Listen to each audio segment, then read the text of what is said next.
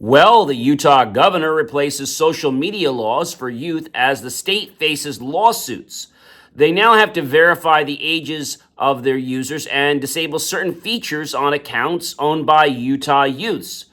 Default privacy settings for minor accounts must restrict access to direct messages and sharing features and disable elements such as autoplay and push notifications that lawmakers argue could lead to excessive use.